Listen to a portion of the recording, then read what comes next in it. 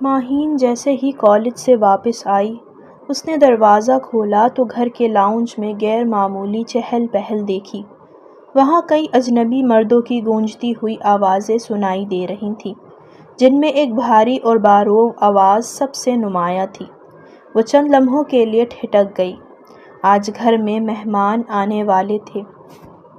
شمائلہ بیگم نے تو اسے کچھ بتایا بھی نہیں تھا۔ بیگ ایک طرف رکھتے ہوئے اس نے دوپٹہ سر پر اوڑھا اور آہستہ آہستہ لاؤنج کی طرف بڑھی۔ سامنے کا منظر دیکھتے ہی اس کے قدم وہیں رک گئے۔ صوفے پر ایک رعبدار شخصیت بیٹھی تھی۔ اونچا قد، گھنی سفید مونچھیں، چہرے پر سختی اور آنکھوں میں عجیب سی گہرائی۔ وہ بظاہر ایک دیہاتی بزرگ دکھائی دیتے تھے، مگر ان کے لباس کی نفاست اور نشست و برخاست سے صاف ظاہر تھا کہ وہ کسی بڑی جاگیر کے مالک ہیں۔ ان کے ساتھ ایک اور شخص بیٹھا تھا، عمر میں نسبتاً کم مگر شخصیت میں اتنا ہی باوقار، گہری رنگت، چمکتی آنکھیں اور سخت تاثرات۔ یہ لوگ کون ہیں؟ اور امی ان کے سامنے اتنی خاموش اور مؤدب کیوں بیٹھی ہیں؟ ماہین کی الجھن بڑھتی جا رہی تھی کہ اچانک شمائلہ بیگم کی دھیمی مگر گھبرائی ہوئی آواز سنائی دی، "ماہین بیٹا، ادھر آؤ۔" ماہین نے بے چینی سے اپنا دوپٹہ درست کیا اور چند قدم آگے بڑھ کر رک گئی۔ اس کی نظریں اب بھی ان اجنبی مردوں پر جمی ہوئی تھیں۔ شیر دل بلوچ جو اس کے دادا تھے، انہوں نے گہری نگاہ اس پر ڈالی اور بھاری لہجے میں بولے، "ہمیں پہچانا نہیں بیٹی؟ ہم تمہارے دادا شیر دل بلوچ ہیں اور یہ تمہارے چاچا نعمان بلوچ۔ ہم تمہیں لینے آئے ہیں کیونکہ تم ہماری امانت ہو۔" ماہین کی سانسیں جیسے رک گئیں۔ دادا؟ وہ دادا جو کبھی اس کی زندگی کا حصہ نہیں بنے، جو اس کے والد کی وفات کے بعد اس کی ماں کو تنہا چھوڑ گئے تھے، آج اچانک اسے لینے کیوں آ گئے؟ نعمان بلوچ نے بھی مضبوط لہجے میں کہا، "تم ہمارا خون ہو، ہماری عزت ہو۔ اب وقت آ گیا ہے کہ تم اپنے اصل گھر واپس چلو، جہاں تمہاری جگہ ہے۔ تمہارا نکاح میرے بیٹے شہباز سے ہوگا۔" ماہین کو یوں محسوس ہوا جیسے کسی نے اس کے کانوں میں زوردار دھماکہ کر دیا ہو۔ نکاح؟ وہ بھی گاؤں میں، اور اس شہباز بلوچ سے جسے اس نے کبھی دیکھا تک نہیں؟ یہ کیا مذاق ہے؟ وہ حیرت اور غصے سے بول اٹھی۔ شمائلہ بیگم جو اب تک خاموش بیٹھی تھی، گھبرا کر بولی، "بیٹا، یہ مذاق نہیں ہے۔ تمہارے دادا اور چچا تمہیں لینے آئے ہیں، لیکن کیوں؟ مجھے اس گاؤں کے لوگوں سے کوئی دلچسپی نہیں۔ نہ میں وہاں جانا چاہتی ہوں، نہ کسی شہباز بلوچ سے شادی کرنا چاہتی ہوں۔" ماہین کا لہجہ مزید سخت ہو گیا۔ شیر دل بلوچ کی آنکھوں میں سختی اتر آئی۔ وہ پوری شان سے بیٹھے تھے، مگر ان کی آواز میں ایسا رعب تھا کہ پورا کمرہ ساکت ہو گیا۔ "ہم فیصلہ کر چکے ہیں۔ ہمارے خاندان کی بیٹیاں خاندان سے باہر نہیں بیاہی جاتیں۔ یہ سب پرانے زمانے کی باتیں ہیں۔ میں پڑھی لکھی لڑکی ہوں، اپنی زندگی کے فیصلے خود کر سکتی ہوں۔" ماہین نے دو ٹوک انداز میں کہا۔ نعمان بلوچ نے تلخی سے کہا، "پڑھی لکھی ضرور ہو مگر ہو تو بلوچ خاندان کی بیٹی، اور بلوچ خاندان میں جو فیصلے ہو جائیں وہ بدلتے نہیں۔" ماہین کی مٹھیاں غصے سے بھنج گئیں۔ اسے اپنے ہی گھر میں اجنبی اور قیدی ہونے کا احساس ہو رہا تھا۔ "میں کسی گاؤں میں شادی نہیں کروں گی، اور نہ ہی کسی شہباز بلوچ سے۔ سب سن لیں!" وہ بلند آواز میں بولی۔ کمرے میں چند لمحوں کے لیے مکمل خاموشی چھا گئی۔ شیر دل بلوچ نے گہری نظر اس پر ڈالی، پھر شمائلہ بیگم کی طرف رخ کر کے بولے، "ہمیں امید ہے کہ تم اپنی بیٹی کو سمجھا لو گی۔ ہم اسے لینے آئے ہیں اور یہ ہمارے ساتھ جائے گی۔" یہ کہہ کر وہ اٹھ کھڑے ہوئے۔ ان کے ساتھ نعمان بلوچ بھی اٹھے۔ دونوں نے ایک آخری نظر ماہین پر ڈالی اور دروازے کی طرف بڑھ گئے۔ دروازہ بند ہونے کی آواز آتے ہی ماہین فوراً اپنی ماں کی طرف پلٹی۔ "امی، آپ نے کچھ کہا کیوں نہیں؟" شمائلہ بیگم نے ایک ٹھنڈی آہ بھری اور تھکے ہوئے انداز میں بیٹی کو دیکھا۔ "میں انکار کیسے کرتی ماہین؟ وہ تمہارے دادا ہیں، وہ سمجھتے ہیں کہ تم پر ان کا حق ہے، اور بیٹا شہباز برا لڑکا نہیں ہے۔" "امی پلیز، میں اس شہباز بلوچ کو جانتی تک نہیں اور نہ ہی جاننا چاہتی ہوں۔ میں یہ سب نہیں مانتی بیٹا، یہ نکاح تمہارے لیے بہتر ہوگا، تمہیں تحفظ ملے گا، ایک مضبوط سہارا ملے گا۔ تحفظ؟ امی یہ تحفظ نہیں، زبردستی ہے۔ ماہین کی آنکھیں غصے اور بے بسی سے بھر گئیں۔ شمائلہ بیگم نے نرمی سے اس کا ہاتھ تھام لیا۔ بیٹا، بعض اوقات ہماری بھلائی کے فیصلے ہم خود نہیں کر پاتے، وقت پر چھوڑ دو، شاید ایک دن تمہیں محسوس ہو کہ یہ فیصلہ اتنا غلط بھی نہیں تھا۔ ماہین نے بے یقینی سے اپنی ماں کو دیکھا۔ اس کا دل چیخ چیخ کر کہہ رہا تھا کہ یہ سب غلط ہے، مگر کیا واقعی وہ اپنی زندگی کا فیصلہ خود کر سکتی تھی، یا پھر اسے بھی ایک ایسے رشتے کو قبول کرنا پڑے گا جو اس پر مسلط کیا جا رہا تھا؟ رات کے گہرے سائے شہر کی بلند و بالا عمارتوں پر پھیل چکے تھے۔ ماہین اپنے کمرے کی کھڑکی کے پاس کھڑی نیچے سڑکوں پر بکھری روشنیوں کو خاموشی سے دیکھ رہی تھی۔ اس کا دل بے چینی سے دھڑک رہا تھا، جیسے اندر ہی اندر کوئی طوفان برپا ہو۔ کچھ دیر پہلے شمائلہ بیگم کی کہی ہوئی باتیں بار بار اس کے ذہن میں گونج رہی تھیں۔ یہ شادی تمہیں کرنی ہی ہوگی ماہین۔ شمائلہ بیگم کی آواز سخت تھی، مگر اس سختی کے پیچھے برسوں کی تھکن اور بے بسی صاف جھلک رہی تھی۔ امی، ماہین نے بے یقینی سے انہیں دیکھا تھا، آپ انہی لوگوں میں میری شادی کرنا چاہتی ہیں جو میرے ابا کے جنازے پر بھی نہیں آئے، وہ لوگ جنہوں نے ہمیشہ ہمیں ٹھکرایا صرف اس لیے کہ ابا نے اپنی پسند سے شادی کی تھی۔ شمائلہ بیگم کا دل ایک لمحے کو لرز گیا۔ وہ جانتی تھی کہ بیٹی کی بات غلط نہیں، مگر حقیقت اکثر جذبات سے کہیں زیادہ تلخ ہوتی ہے۔ انہوں نے آنکھوں میں اترتے آنسو ضبط کیے اور کرسی پر بیٹھتے ہوئے دھیرے سے بولی، بیٹا تم ابھی نہیں سمجھو گی، ہم بے سہارا ہو چکے ہیں، ہمیں کسی اپنے کے سہارے کی ضرورت ہے، گاؤں والے ہی اب ہمارے اپنے ہیں۔ ماہین کی آنکھوں میں غصہ چمک اٹھا۔ وہ بازو باندھ کر ان کے سامنے آ کھڑی ہوئی۔ اپنے؟ وہی لوگ جنہیں عورت صرف زمین اور جائیداد کا حصہ لگتی ہے، آپ مجھے ان کے حوالے کرنا چاہتی ہیں؟ ماہین، شمائلہ بیگم نے تڑپ کر اسے گھورا، یہ کیسی زبان ہے؟ وہ ہمارے رشتہ دار ہیں، میرے اپنے، وہ ہوتے ہیں جو باپ کے جنازے پر آتے، امی، جو مشکل وقت میں ہمارے ساتھ دیتے، نہ کہ ہمیں تنہا چھوڑ دیتے۔ شمائلہ بیگم نے گہری سانس لی۔ وہ جانتی تھی کہ بیٹی کے دل میں برسوں کی شکایت بھری ہوئی ہے۔ بیٹا، دنیا بہت سخت ہے، تم نے شہر میں رہ کر زندگی کا صرف ایک رخ دیکھا ہے، اگر مجھے کچھ ہو گیا تو تم بالکل اکیلی رہ جاؤ گی، پھر تمہارے پاس کون ہوگا؟ ماہین کا دل جیسے کسی نے مٹھی میں جکڑ لیا۔ وہ ہمیشہ اپنی ماں کے ساتھ رہی تھی، مگر آج پہلی بار دونوں ایک دوسرے کے مقابل کھڑی محسوس ہو رہی تھی۔ میں اکیلی نہیں ہوں امی، میں نے تعلیم حاصل کی ہے، میرے خواب ہیں، میری اپنی زندگی ہے۔ آپ کیسے چاہ سکتی ہیں کہ میں سب کچھ چھوڑ کر ایک اجنبی کے ساتھ چلی جاؤں؟ شمائلہ بیگم نے بے بسی سے اسے دیکھا۔ یہی تو بات ہے ماہین، تم سمجھتی ہو زندگی صرف خوابوں سے بنتی ہے، مگر حقیقت خوابوں سے کہیں زیادہ مشکل ہوتی ہے۔ ماہین نے بے چینی سے اپنے بالوں میں ہاتھ پھیرا۔ کیا آپ نے اس آدمی کے بارے میں کچھ معلوم کیا ہے جس سے میری شادی کرنا چاہتی ہیں؟ وہ کون ہے، کیا کرتا ہے، کم از کم تعلیم یافتہ تو ہوگا؟ شمائلہ بیگم نے نظریں جھکا لیں۔ وہ اچھا لڑکا ہے، جاہل تو نہیں نا؟ ماہین کی آواز میں طنز نمایاں تھا۔ ماہین! شمائلہ بیگم نے فوراً ٹوکا، عزت دار گھرانے کا بیٹا ہے شہباز بلوچ، بڑا زمیندار ہے، باپ دادا کی زمینیں ہیں، گاؤں میں بہت عزت ہے۔ زمیندار؟ ماہین ہنس پڑی، مگر اس ہنسی میں کرب چھپا ہوا تھا، یعنی وہی روایتی گاؤں کا سردار جو عورت کو صرف حکم ماننے کے لیے پیدا ہوئی مخلوق سمجھتا ہو۔ ایسا ہرگز نہیں ہے، شمائلہ بیگم نے آہستہ سے کہا، وہ ذمہ دار لڑکا ہے اور سب سے بڑھ کر تمہیں قبول کرنے کے لیے تیار ہے۔ ماہین کا دل مزید بوجھل ہو گیا۔ اور میں تو اس رشتے کے لیے تیار ہی نہیں ہوں امی، تمہیں تیار ہونا پڑے گا بیٹا۔ شمائلہ بیگم نے جسے آخری فیصلہ سنا دیا، یہ صرف تمہاری نہیں ہماری مجبوری بھی ہے۔ کمرے میں خاموشی چھا گئی۔ باہر رات ویسی ہی روشن تھی، مگر ماہین کو یوں محسوس ہو رہا تھا جیسے اس کی اپنی دنیا اندھیروں میں ڈوبتی جا رہی ہو۔ ماہین موبائل کی اسکرین پر انگلیاں پھیر رہی تھی کہ اچانک شمائلہ بیگم نے دروازہ کھول دیا۔ بیٹا جلدی کرو، تمہارے دادا گاڑی بھیج چکے ہیں، ہمیں فوراً نکلنا ہوگا۔ ان کی آواز میں خوشی بھی تھی اور جلدی بھی۔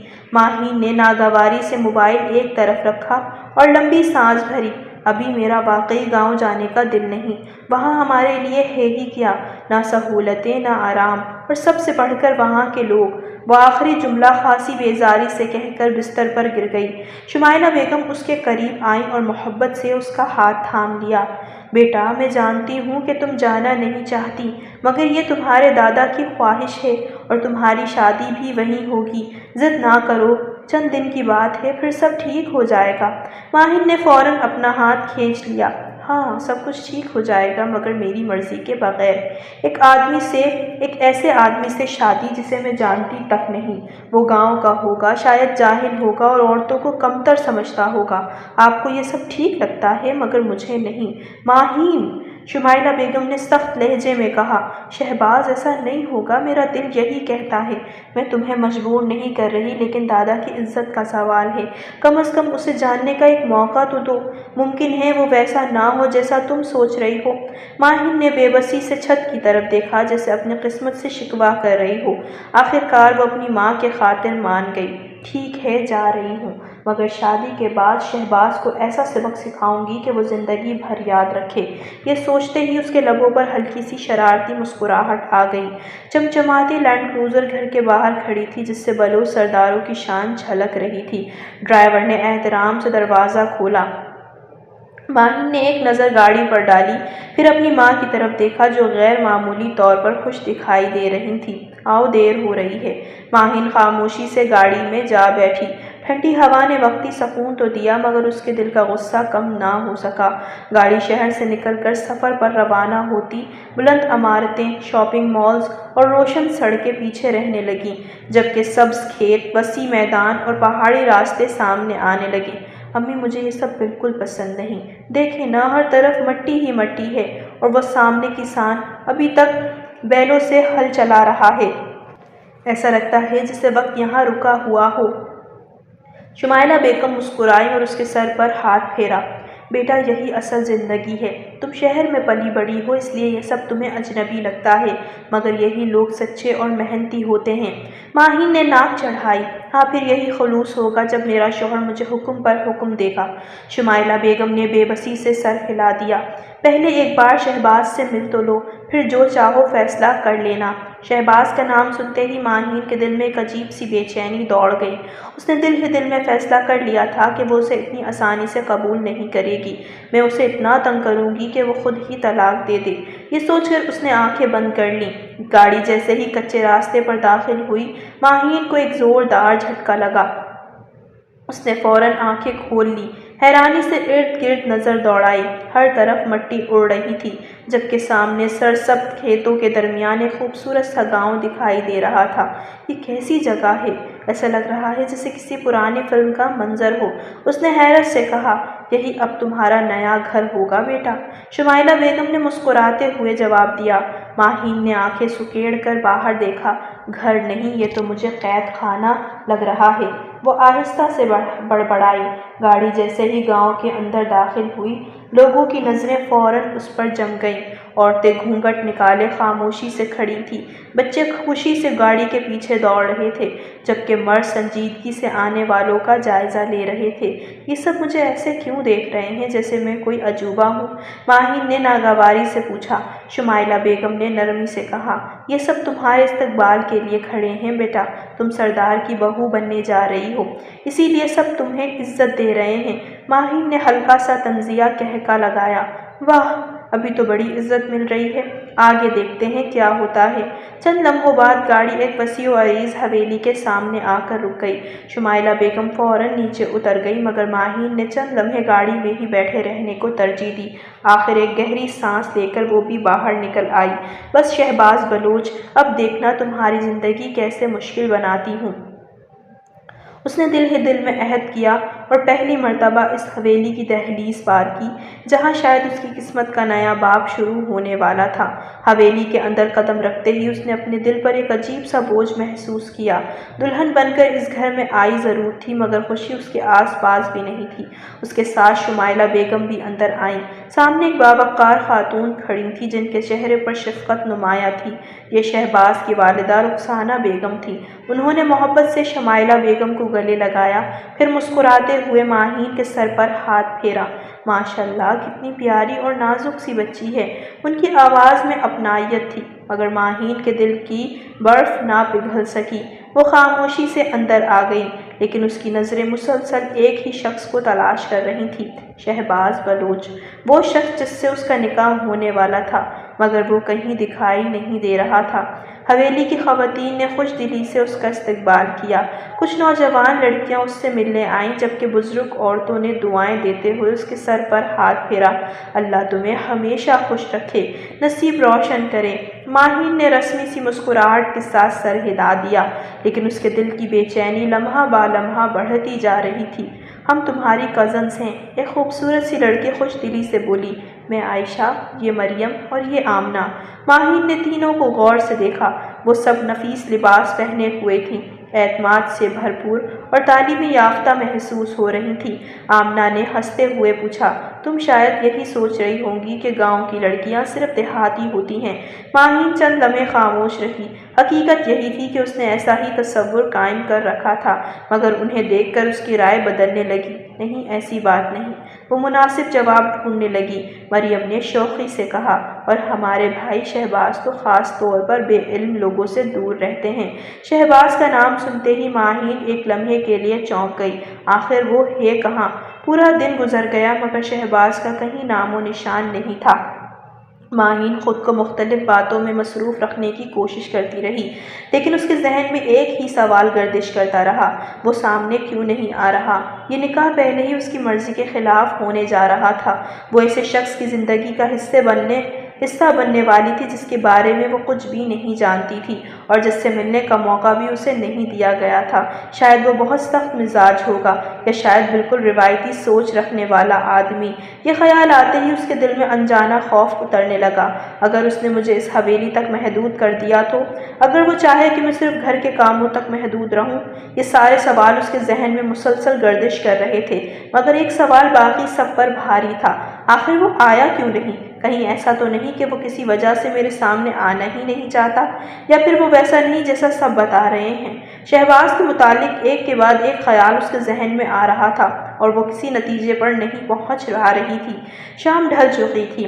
ماہین آہستہ آہستہ چلتی ہوئی کھڑکی کے پاس جا کھڑی ہوئی۔ باہر چاندنی پھیلی ہوئی تھی، ٹھنڈی ہوا چل رہی تھی، مگر اس کے اندر عجیب سی بے چینی سلگ رہی تھی۔ اس نے آسمان کی طرف دیکھا اور دل ہی دل میں ایک سوال کیا، کیا وہ بھی اس نکاح سے خوش نہیں؟ ماہین ابھی انہی سوچوں میں گم تھی کہ اچانک دروازے پر ہلکی سی دستک ہوئی۔ بھابھی، اندر آ سکتی ہوں؟ یہ آمنہ کی آواز تھی۔ ہاں، آ جاؤ۔ آمنہ مسکراتے ہوئے کمرے میں داخل ہوئی اور اس کے پاس آ کر بیٹھ گئی۔ آپ کافی دیر سے خاموش ہیں، سب خیریت ہے؟ ماہین نے ہلکی سی مسکراہٹ کی کوشش کی، مگر اس کی پریشانی چھپ نہ سکی۔ کچھ خاص نہیں، بس سب کچھ میرے لیے نیا ہے۔ آمنہ نے نرمی سے اس کا ہاتھ تھام لیا۔ پریشان مت ہو، شروع میں ہر کسی کو اجنبیت محسوس ہوتی ہے، مگر آہستہ آہستہ سب اپنا لگنے لگتا ہے۔ ماہین نے چند لمحے خاموش رہنے کے بعد وہ سوال کر ہی لیا جو صبح سے اس کے ذہن میں گردش کر رہا تھا، تمہارے بھائی شہباز، وہ کہاں ہیں؟ آمنہ کے لبوں پر ہلکی سی مسکراہٹ آ گئی۔ بھائی جان صبح سویرے شہر گئے تھے، کچھ ضروری کام تھا۔ ضروری کام؟ ماہین نے بے اختیار دہرایا۔ جی، دادا جان نے انہیں بھی اچانک بلا لیا تھا، مگر وہ کچھ کام نپٹا کر واپس آ رہے ہیں، شاید نکاح سے پہلے پہنچ جائیں۔ ماہین نے بے اختیار سکا سانس لیا، مگر اگلے ہی لمحے خود پر جھنجھلا اٹھی۔ مجھے کیا فرق پڑتا ہے وہ آئے یا نہ آئے؟ آمنہ نے اس کے چہرے کے بدلتے تاثرات غور سے دیکھے، مگر کچھ نہیں کہا۔ ویسے ایک بات بتاؤں؟ کیا؟ بھائی جان ویسے نہیں ہیں جیسے لوگ گاؤں کے مردوں کے بارے میں سوچتے ہیں۔ ماہین نے فوراً اس کی طرف دیکھا۔ اچھا، جی، انہوں نے شہر سے تعلیم حاصل کی ہے، کافی وقت باہر گزارا ہے، اور عورتوں کی عزت کرنا جانتے ہیں۔ ماہین نے ہونٹ بھینچ لیے۔ دیکھتے ہیں۔ اس کے لہجے میں اب بھی بے اعتمادی نمایاں تھی۔ آمنہ ہلکے سے ہنس دی۔ لگتا ہے آپ نے پہلے ہی ان کے خلاف فیصلہ سنا دیا ہے۔ فیصلہ؟ ماہین نے تلخی سے کہا۔ میرے لیے تو فیصلہ دوسروں نے کیے ہیں۔ کمرے میں چند لمحوں کے لیے خاموشی چھا گئی۔ آمنہ نے موضوع بدلتے ہوئے کہا، چلیے نیچے سب آپ کا انتظار کر رہے ہیں، رخسانہ امی نے کھانے کا انتظار کیا ہے۔ انتظام کیا ہے۔ ماہین نے آہستہ سے سر ہلا دیا۔ وہ اٹھ کر آمنہ کے ساتھ کمرے سے باہر نکل آئی، مگر اس کا دل اب بھی ایک ہی سوال میں الجھا ہوا تھا۔ آخر شہباز بلوچ کیسا انسان تھا؟ اور اس سے بھی بڑا سوال، کیا نکاح واقعی صرف ایک رسم تھا یا اس کی زندگی ہمیشہ کے لیے بدلنے والی تھی؟ اس کے دل میں ایک انجانا سا خدشہ جنم لے رہا تھا، یا پھر وہ اتنا روایتی سوچ رکھنے والا ہے کہ اسے اس بات سے کوئی فرق ہی نہیں پڑتا کہ اس کی دلہن کون ہے۔ یہ خیال اس کے دل پر مزید بوجھ ڈال گیا۔ ماہین کا دل اب بھی بے ترتیب دھڑک رہا تھا۔ نکاح کے الفاظ اس کے کانوں میں مسلسل گونج رہے تھے، جیسے کسی نے اندیکھی زنجیر سے اسے باندھ دیا ہو۔ اور اسی لباس میں ملبوس، پلکیں جھکائے وہ خاموش بیٹھی تھی۔ اس نے اپنی زندگی کے بارے میں بہت خواب دیکھے تھے، مگر یہ کبھی نہیں سوچا تھا کہ یوں اچانک ایک اجنبی کے نام کا رشتہ اس کی قسمت بن جائے گا۔ نکاح کے بعد جب وہ اپنے کمرے میں پہنچی تو دل میں خوف بھی تھا، بے شمار وسوسے بھی، اور ایک انجانا تجسس بھی۔ وہ ہمیشہ یہی سمجھتی آئی تھی کہ شہباز بلوچ بھی گاؤں کے عام مردوں جیسا ہوگا، سخت مزاج، روایتی اور شاید کچھ بدتمیز بھی۔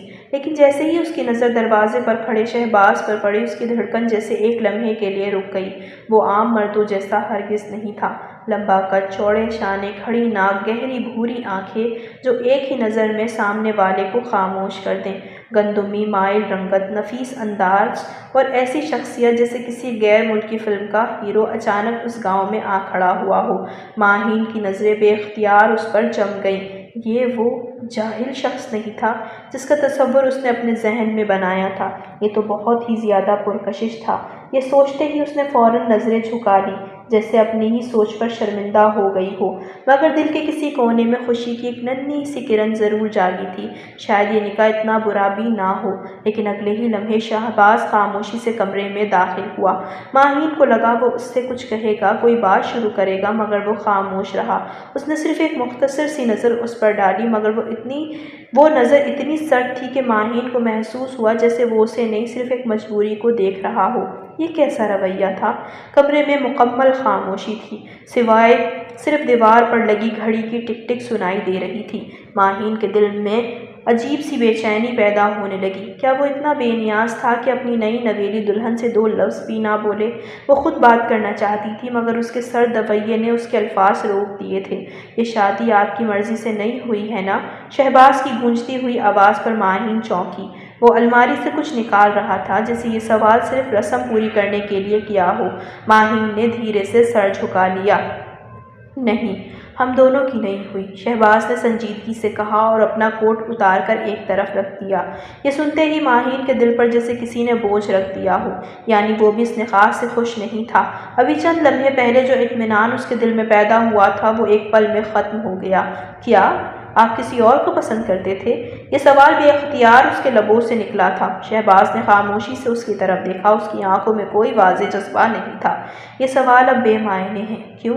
کیونکہ اب اس سے کوئی فرق نہیں پڑتا، جو ہونا تھا ہو چکا۔ اتنا کہہ کر وہ صوفے پر جا بیٹھا اور اپنی ٹائی ڈھیلی کرنے لگا۔ ماہین نے بمشکل اپنی مایوسی چھپائی۔ وہ تو سوچ رہی تھی کہ کم از کم وہ اس سے بات کرے گا، اسے سمجھے گا، مگر یہ تو جیسے ایک ایسا رشتہ تھا جسے دونوں نے مجبوری میں قبول کیا تھا۔ کیا آپ مجھ سے ناراض ہیں؟ اس نے ہمت کر کے گھونگھٹ پیچھے کیا اور دھیرے سے پوچھا۔ وہ جانتی تھی کہ اگر آج بات نہ ہوئی تو شاید خاموشی ہمیشہ کے لیے ان کے درمیان آ جائے گی۔ نہیں، شہباز نے مختصر جواب دیا اور صوفے پر نیم دراز ہو گیا۔ پھر آپ اجنبیوں جیسا برتاؤ کیوں کر رہے ہیں؟ شہباز نے ایک لمحے کے لیے اس کی طرف دیکھا۔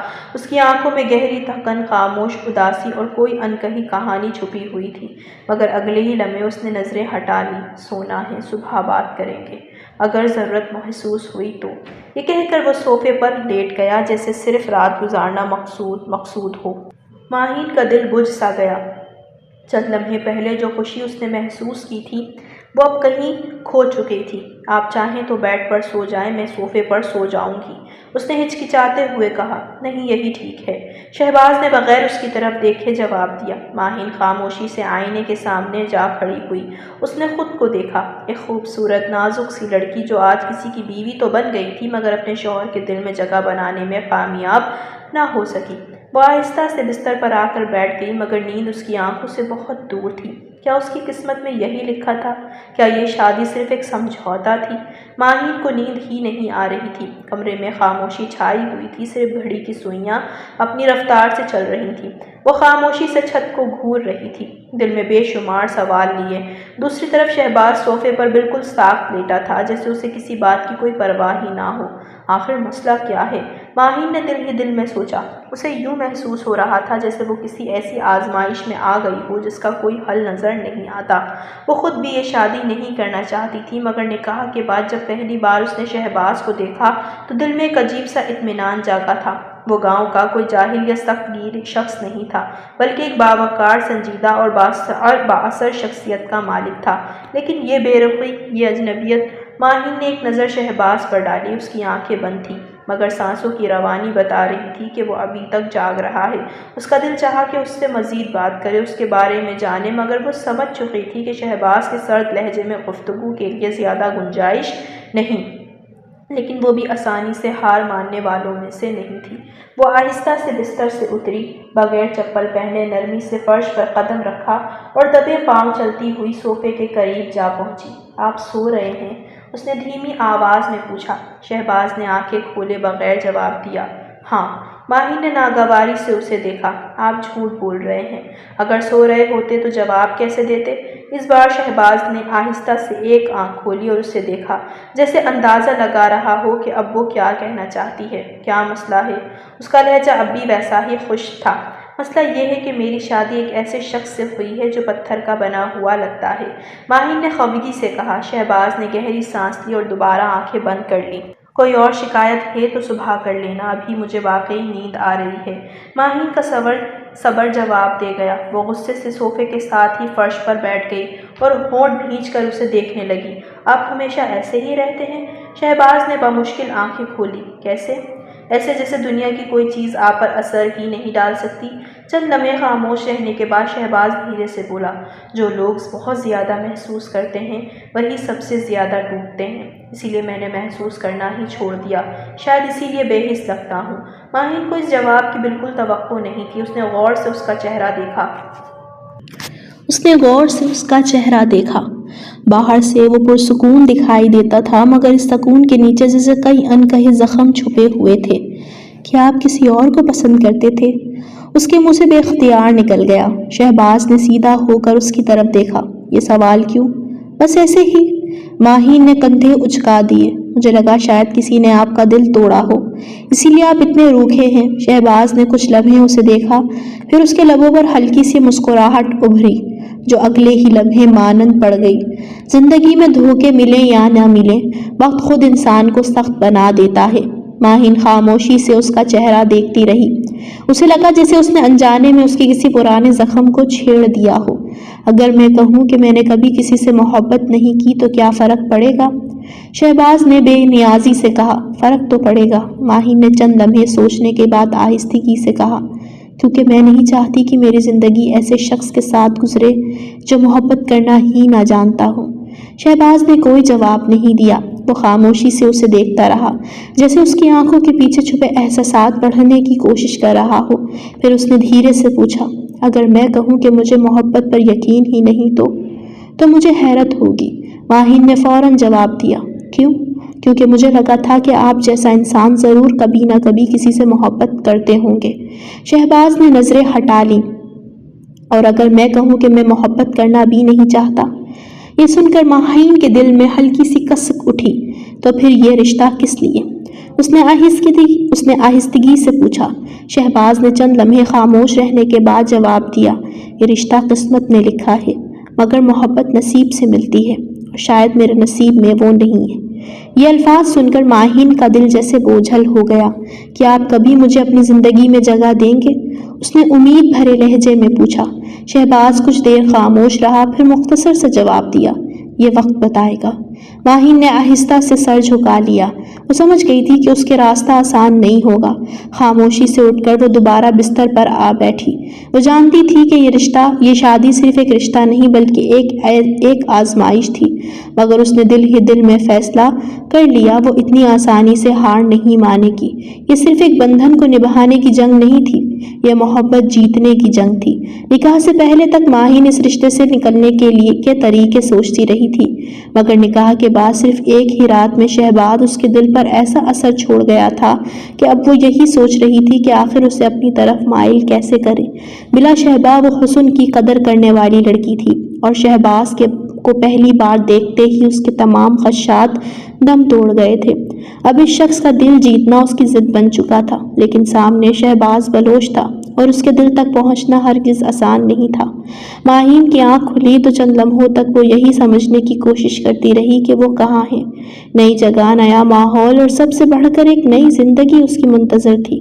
وہ آہستہ سے اٹھ کر بیٹھی اور کمرے پر نظر دوڑائی۔ ایک کونے میں صوفے پر بے ترتیب سا لیٹا ہوا شخص، اس کا شوہر شہباز بلوچ۔ اس نے ایک گہری سانس اندر کھینچی۔ یہ وہی شخص تھا جس کا نام سن کر کبھی اس کے دل میں نفرت جاگ اٹھتی تھی، جس سے شادی کا تصور بھی اسے ناگوار گزرتا تھا۔ لیکن گزشتہ رات جب اس نے پہلی مرتبہ شہباز کو قریب سے دیکھا تو ایک عجیب سی کشش نے اس کے دل کو اپنی گرفت میں لے لیا تھا۔ یہ مجھے کیا ہو رہا ہے؟ اس نے خود سے سوال کیا، مگر جواب اس کے پاس بھی نہیں تھا۔ وہ خاموشی سے بستر سے اتری اور آئینے کے سامنے جا کھڑی ہوئی۔ صبح کی نرم روشنی میں اس کا چہرہ پہلے سے زیادہ نکھرا ہوا محسوس ہو رہا تھا۔ اس نے اپنی چوڑیوں کو درست کیا، دوپٹہ سنوارا اور خود کو غور سے دیکھا۔ آج وہ چاہتی تھی کہ شہباز کے سامنے خوبصورت، سلیقہ مند اور دلکش بیوی کے روپ میں آئے۔ شاید وہ اس سے متاثر ہو جائے، لیکن شہباز ابھی تک بے خبر سو رہا تھا۔ ماہین دھیرے دھیرے چلتی ہوئی صوفے کے قریب جا کھڑی ہوئی۔ کچھ لمحے وہ خاموشی سے اسے دیکھتی رہی۔ اس کے ذہن میں ایک ہی سوال بار بار ابھر رہا تھا، اگر یہ رشتہ اس کی اپنی مرضی سے تھا تو پھر اس کے رویے میں اتنی بے رخی کیوں تھی؟ وہ ابھی اپنے دوپٹے کی شکنیں درست کر ہی رہی تھی کہ صوفے پر ہلکی سی جنبش ہوئی۔ شہباز جاگ چکا تھا۔ ماہین نے امید بھری نگاہوں سے اس کی طرف دیکھا۔ شاید وہ مسکرا دے، شاید سلام کرے، یا کم از کم اس سے دو لفظ ہی بول لے، مگر ایسا کچھ نہ ہوا۔ شہباز نے صرف ایک سرسری سی نظر اس پر ڈالی۔ اس نظر میں نہ اپنائیت تھی، نہ حیرت، نہ کسی جذبے کا عکس۔ پھر وہ خاموشی سے اٹھا اور سیدھا باتھ روم کی طرف چلا گیا۔ ماہین کا دل جیسے بیٹھ سا گیا۔ رات کی خاموشی اپنی جگہ، مگر صبح کا یہ اجنبی پن اسے کہیں زیادہ کھل رہا تھا۔ وہ تو یہی سمجھتی رہی تھی کہ شہباز نے اپنی رضامندی سے یہ رشتہ قبول کیا ہے، مگر اس کا رویہ تو کسی اور ہی حقیقت کی نشاندہی کر رہا تھا۔ مگر ایسا ہو نہیں سکتا تھا، کیونکہ خاندان والوں نے کہا تھا کہ شہباز نے خود اس رشتے پر رضامندی دی تھی۔ شہباز کچھ دیر بعد باتھ روم سے باہر نکلا تو مکمل تیار تھا۔ سفید قمیض پر سیاہ ویسٹ کوٹ اس کی شخصیت کو مزید باوقار بنا رہا تھا۔ وہ غیر معمولی حد تک دلکش لگ رہا تھا، مگر اس کے چہرے کی سنجیدگی اور بے تاثری نے ماہین کے دل پر ایک اور بوجھ رکھ دیا۔ وہ دل ہی دل میں انتظار کر رہی تھی کہ شاید وہ کچھ کہے، کم از کم رسمی طور پر ہی صبح بخیر بول دے، مگر شہباز نے خاموشی سے کلائی پر بندی گھڑی دیکھی اور سیدھا دروازے کی طرف بڑھ گیا۔ ماہین کو یوں محسوس ہوا جسے کسی نے اس کے دل کو مٹھی میں جکڑ لیا ہو۔ کیا واقعی اس کی حیثیت اتنی معمولی تھی کہ وہ ایک لفظ کی بھی مستحق نہیں؟ اسی لمحے دروازے پر ہلکی سی دستک ہوئی۔ ماہین نے خود کو سنبھالا اور دروازہ کھولا تو سامنے رخسانہ بیگم کھڑی تھی۔ بیٹا نیچے آ جاؤ، سب ناشتے پر تم دونوں کا انتظار کر رہے ہیں۔ ماہین نے بمشکل ہلکی سی مسکراہٹ لبوں پر سجائی اور اثبات میں سر ہلا دیا۔ شہباز تو پہلے ہی بنا کچھ کہے نیچے جا چکا تھا۔ ماہین بھی خاموشی سے اس کے پیچھے چل دی۔ سیڑھیاں اترتے ہوئے اس کے ذہن میں ہزاروں سوال گردش کر رہے تھے۔ رشتہ آخر تھا کیا؟ نیچے پہنچ کر اس نے دیکھا کہ بڑے سے دسترخوان پر ناشتہ سجا ہوا تھا۔ شیر دل بلوچ، نعمان بلوچ اور گھر کے باقی افراد اپنی جگہ موجود تھے۔ جیسے ہی وہ دونوں قریب آئے، شیر دل بلوچ محبت بھرے انداز میں مسکرائے۔ آخر ہماری نئی نویلی دلہن بھی آ گئی، آؤ بیٹا ادھر بیٹھو۔ ماہین نے ادب سے سلام کیا اور جا کر رخسانہ بیگم کے برابر بیٹھ گئی، جبکہ شہباز خاموشی سے اپنے دادا کے ساتھ والی کرسی پر بیٹھ گیا۔ شہباز بیٹا آج دفتر جانا ہے یا آج کے دن چھٹی کا ارادہ ہے؟ شیر دل بلوچ نے پوچھا۔ دفتر جانا ہے، شہباز نے مختصر جواب دیا اور خاموشی سے چائے کا کپ اٹھا لیا۔ رخسانہ بیگم نے شفقت سے ماہین کی طرف دیکھا اور بیٹا تم کیسا محسوس کر رہی ہو، سب ٹھیک ہے نا؟ ماہین نے فوراً خود کو سنبھالتے ہوئے مسکرانے کی کوشش کی۔ جی امی جان، الحمدللہ سب ٹھیک ہے۔ شیردل بلوچ نے محبت سے اس کی طرف دیکھا۔ ہمیں خوشی ہے کہ تم اس گھر کا حصہ بنی ہو۔ شہباز کے مزاج کو سمجھنے میں شاید تھوڑا وقت لگے، مگر صبر سے ہر مشکل آسان ہو جاتی ہے۔ ماہین نے خاموشی سے سر ہلا دیا، مگر اس کے اندر جیسے طوفان برپا تھا۔ کیا واقعی شہباز ہمیشہ ایسا ہی سرد اور خاموش رہتا ہے؟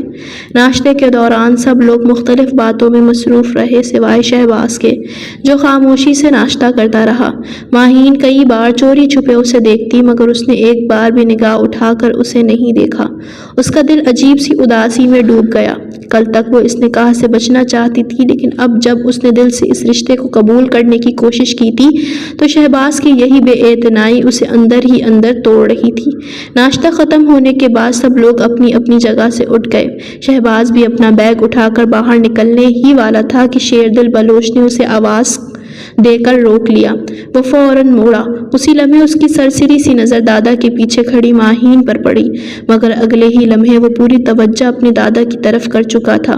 دیکھو بیٹا، آج تمہاری شادی کا پہلا دن ہے، کم از کم آج تو دفتر سے چھٹی کر لیتے، شیردل بلوچ نے نرمی سے کہا، مگر شہباز کے چہرے پر ناگواری نمایاں ہو گئی۔ دادا جان، یہ سب رسمیں مجھے کبھی پسند نہیں آئی۔ آپ نے میری شادی کروائی، میں نے آپ کی بات رکھ لی، لیکن اس سے زیادہ کسی اور بات کی مجھ سے امید نہیں رکھیں۔ یہ سب میرے لیے بے معنی ہیں۔ اس کے لہجے میں واضح جھنجھلاہٹ تھی۔ شیردل بلوچ نے حیرت سے اسے دیکھا۔ کیا مطلب شہباز، تم اس رشتے سے خوش نہیں ہو؟ شہباز نے ہلکی سی مصنوعی مسکراہٹ لبوں پر لاتے ہوئے جواب دیا، دادا جان، میرے خوش ہونے یا نہ ہونے سے اب کیا فرق پڑتا ہے؟ یہ کہتے ہوئے وہ جیسے مکمل طور پر ماہین کی موجودگی بھول چکا تھا۔ ماہین کو محسوس ہوا جیسے وہ پتھر کی ایک ایسی مورت کے سامنے کھڑی ہے جسے پگھلانا اس کے اختیار میں نہیں۔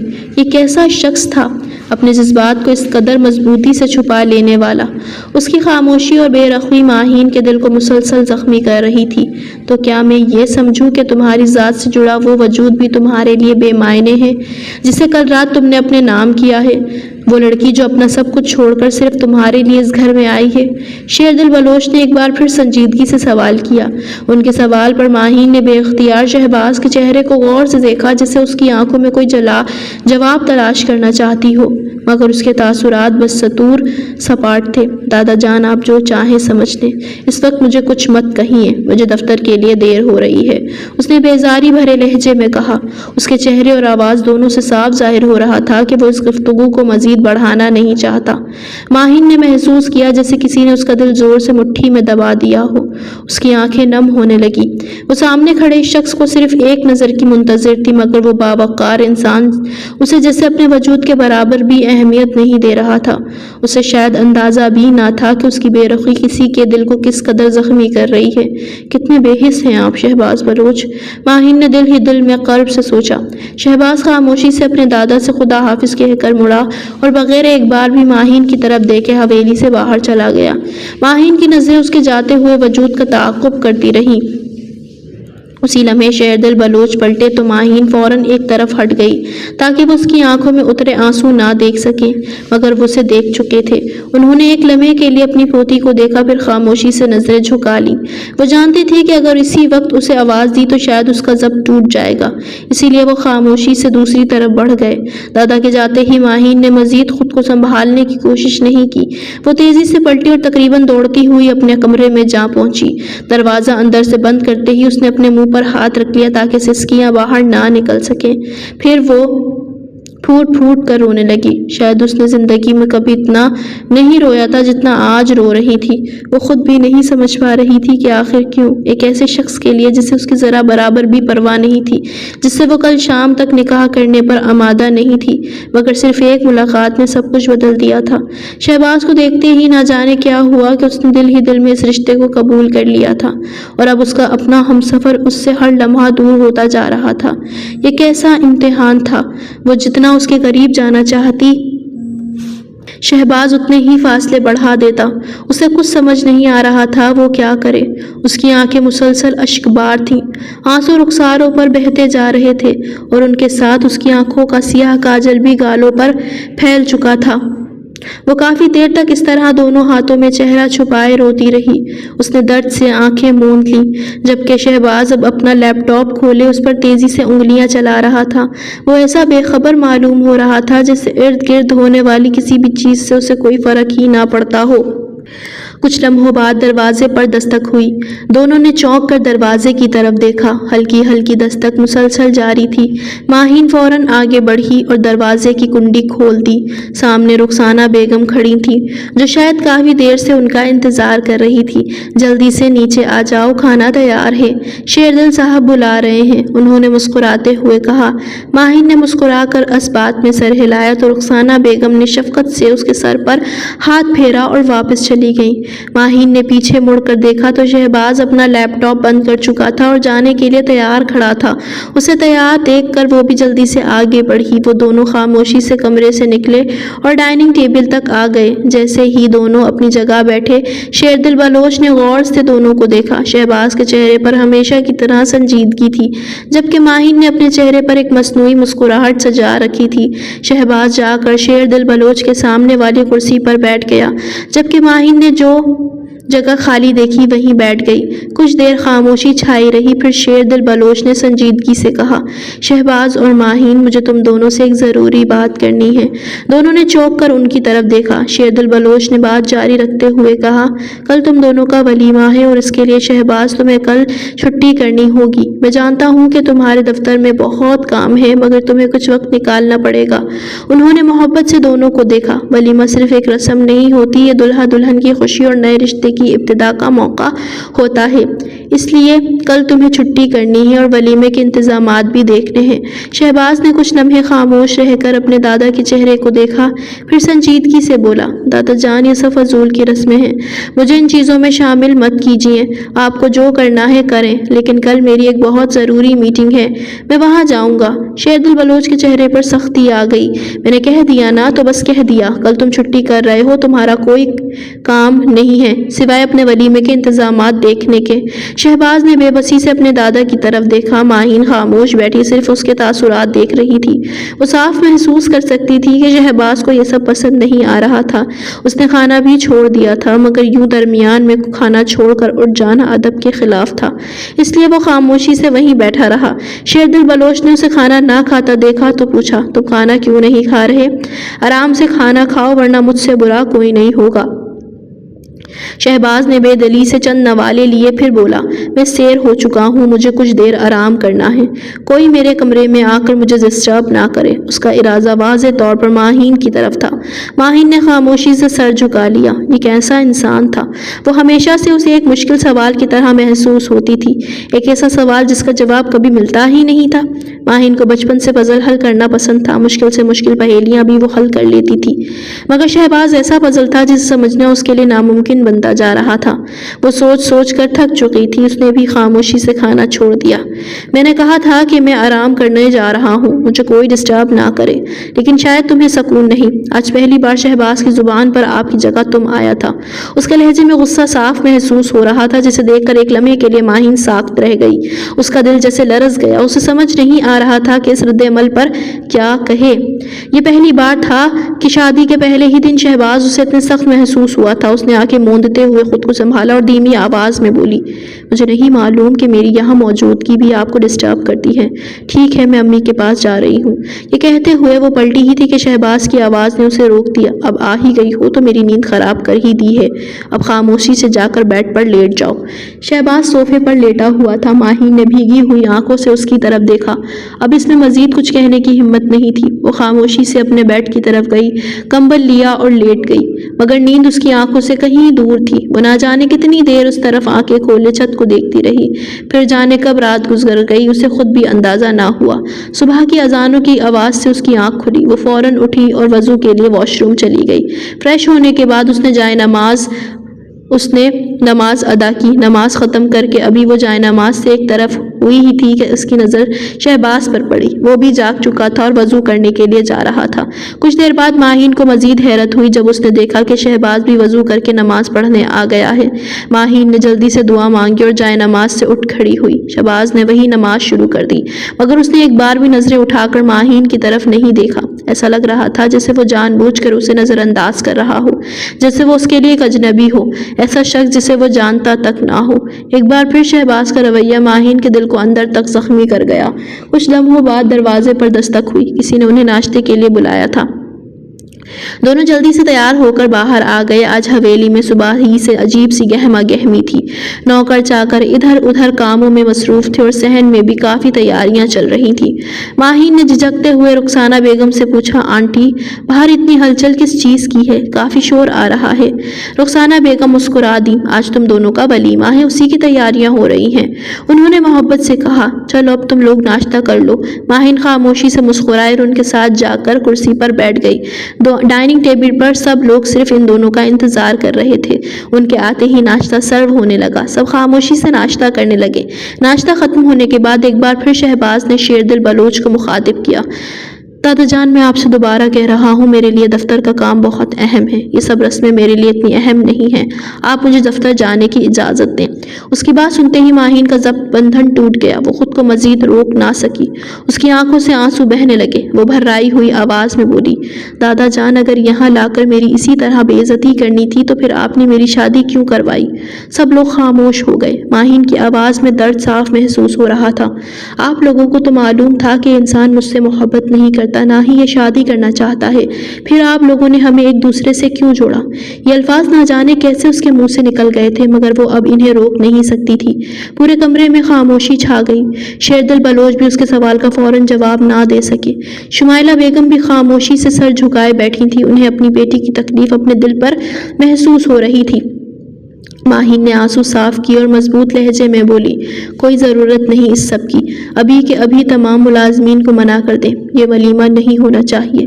جب اس شادی کی ہی کوئی اہمیت نہیں تو پھر ان چیزوں کی کیا اہمیت؟ وہ کھڑی ہو گئی، مجھے کوئی ولیمہ نہیں کرنا۔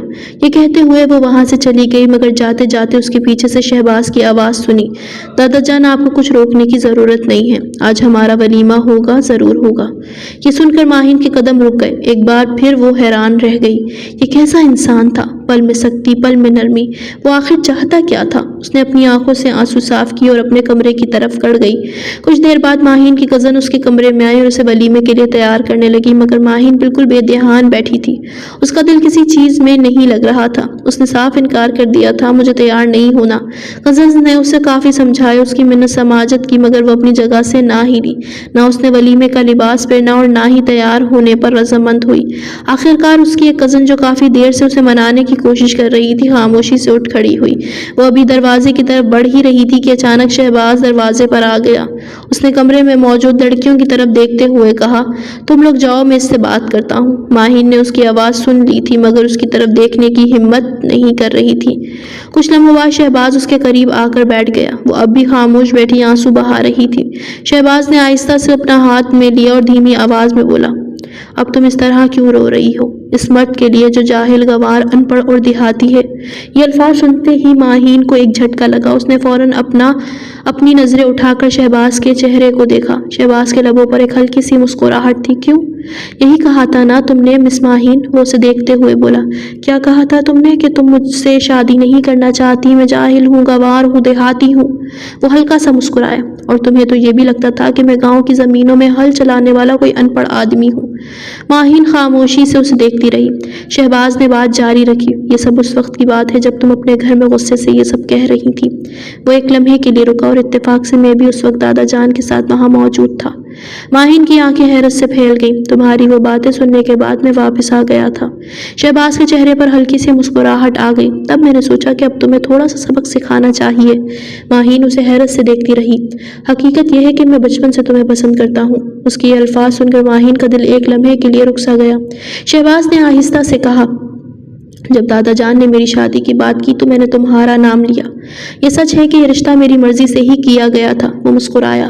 لیکن میں تمہیں تھوڑا سا احساس دلانا چاہتا تھا، میں چاہتا تھا کہ تمہارا غرور ٹوٹے، تم خود میرے پاس آؤ اور خود کہو کہ تمہیں میری دوری تکلیف دیتی ہے۔ ماہین خاموشی سے اسے دیکھتی رہی۔ اب اسے اپنی ہر وہ بات یاد آ رہی تھی جو اس نے غصے میں کہی تھی۔ شہباز نے نرمی سے کہا، اور آج مجھے تمہارے انداز سے معلوم ہو گیا کہ تمہارے دل میں کیا ہے۔ پھر وہ ہنس دیا۔ خیر میں تو مذاق کر رہا تھا، بہت تنگ کر لیا تمہیں۔ اس نے محبت سے اس کے آنسو صاف کیے۔ اب خاموشی سے تیار ہو جاؤ میری پیاری سی دلہن۔ ماہین چند لمحے اسے دیکھتی رہی، پھر اچانک اسے غصہ آ گیا۔ اس نے فوراً اپنا ہاتھ اس کے ہاتھ سے کھینچ لیا۔ اچھا تو آپ میرے ساتھ دھوکہ کر رہے تھے؟ وہ ناراضگی بھرے انداز میں بولی۔ مجھے آپ کے ساتھ نہیں رہنا۔ شہباز اس کی بات سن کر ہنس پڑا۔ ویسے محترمہ آپ غصے میں بے حد حسین لگتی ہیں۔ اس کی بات سن کر ماہین جھینپ گئی۔ شہباز نے اسے یوں شرماتے دیکھا تو بے اختیار اسے اپنے قریب کر لیا۔ ماہین جو کب سے اس کی محبت اور توجہ کی منتظر تھی، اس کی قربت پا کر سکون سے آنکھیں بند کر گئی۔ آخر کار وہ فاصلہ ختم ہو گئے تھے جنہوں نے صرف ایک دن میں اسے اتنا درد دیا تھا۔